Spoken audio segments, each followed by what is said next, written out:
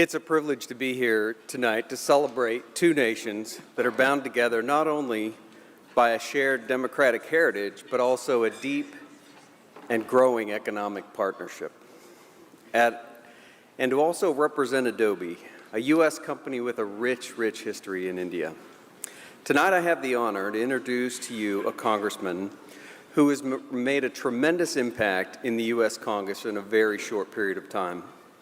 He embodies the spirit of service and leadership and makes people around him better. Representative Rich McCormick brings a unique blend of experience to Washington, from the battlefield to the emergency room. Do not compare the second to Congress currently.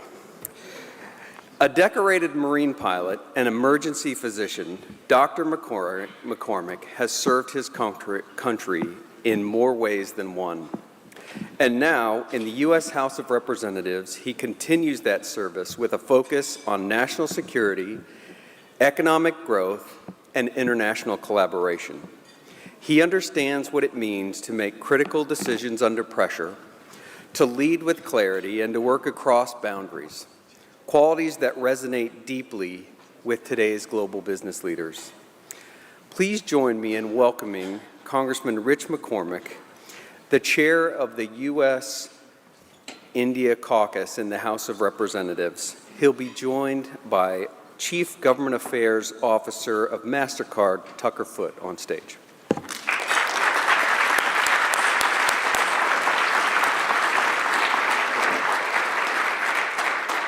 It's great to be here with so many friends and so many champions of US-India relations, and it's my honor to be on stage with Congressman McCormick. Congressman, I have some policy questions, but I thought we'd start with something personal. And maybe you could talk to us a little bit about what sparked your interest in India and why you wanted to be the co-chair of the caucus. Well, my first experience with India was when I was a young Marine. We went over to India as part of the presidential support for Bill Clinton when he went over to visit India. Learned all about Kashmir, learned about the political challenges they had both economically and with a huge population. Now they're at 1.47 billion people, the largest population in the world, being a democracy and all the challenges that come with a diverse population. Seeing how diverse they were was really something that's eye-opening for an American.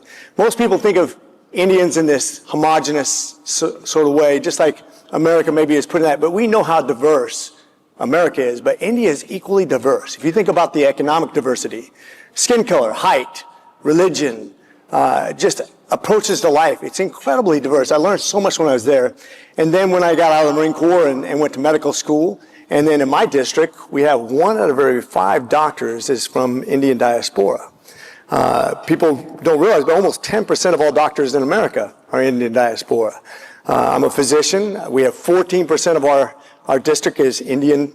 We have an incredible education system as a result, incredible amount of wealth. When you see the most successful demographic in the most successful country in the world, look no further. It's a community that's very family-oriented, demands success, demands diligence, is creative, intelligent, and when they adopt you, you're like family.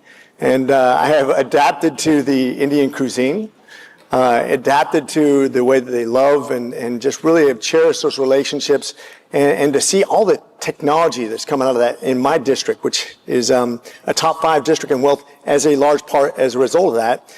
I've just enjoyed the relationships, and that relationship has, I think, propelled us in many ways to greater success in the United States.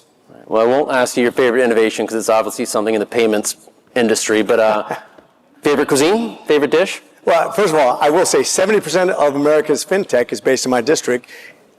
I think that was a plug right there. But my favorite cuisine, I would say I'm not a big vegetarian, so I always like the chicken dishes. Gosh, you're putting me on the spot. I like the chai tea, actually, is my favorite. That's great. Well, you mentioned the 1.4 billion people in India. I have 8,000 colleagues in India. It's our operation hub outside the U.S. It's a place of immense talent. It's where folks are driving innovation and financial inclusion and leading so many of our flagship programs. And we're able to be successful there because it's built on shared values and trust. And so that's really obviously important in national security context as well. Talk to us a little bit about U.S.-India national security and specifically in Indo-Pacific. We've always known that Israel is very important to us. As a matter of fact, I2U2, for those people who are not familiar with, includes Israel and India and the United States and UAE of all countries. To see the strategic importance of this country, people don't realize not only will they be the third largest economy in the world probably within the next 5 years, but also think about geographic location to China and the Taiwan Strait. And 70% of all world trade goes through that corridor.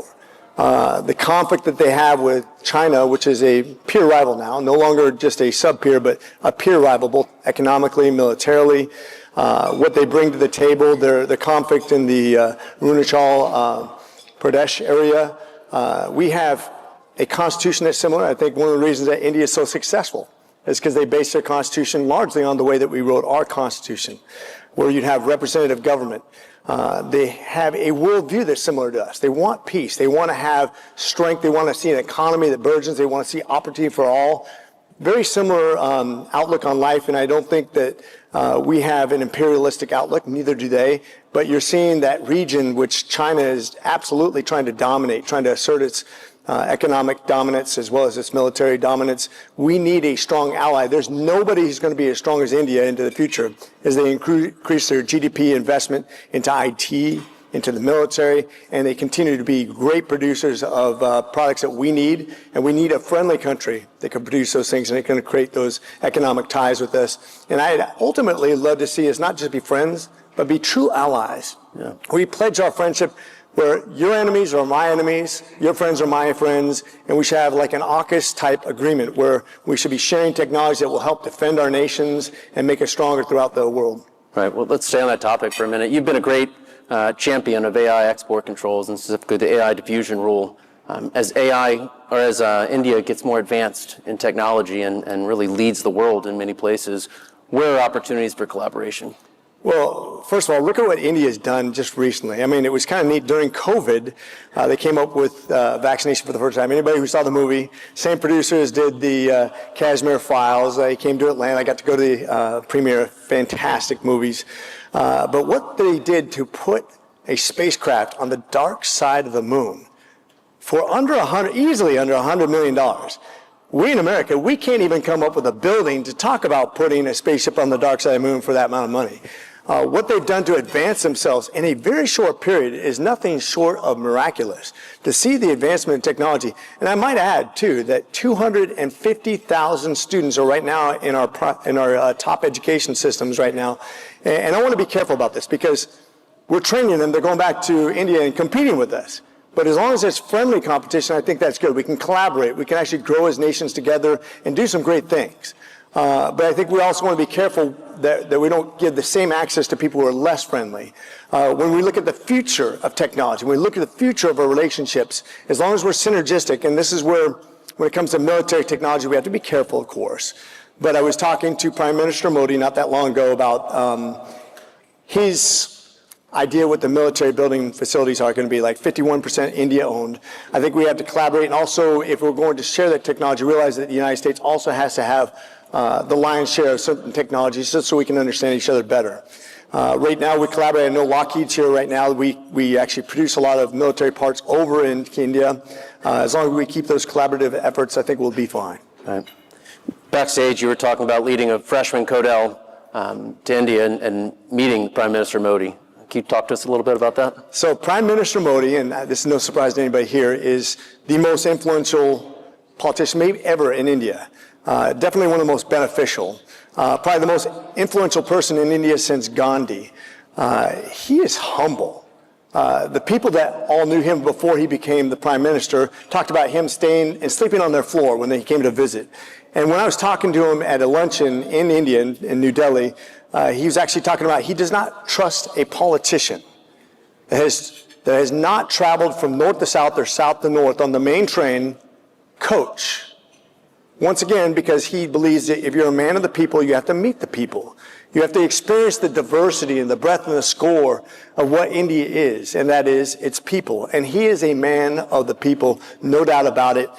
He comes across as somebody who's aggressively almost nationalistic, but definitely understands the way of the world, understands how to develop an economy. I believe they're close to 8% development in expansion of their economy last year. I mean, they're on the right track. As a matter of fact, in some ways, I think they're almost more American than we are right now in that capitalistic mindset of expanding opportunity for everybody. And I'm a really big fan of his. Yeah.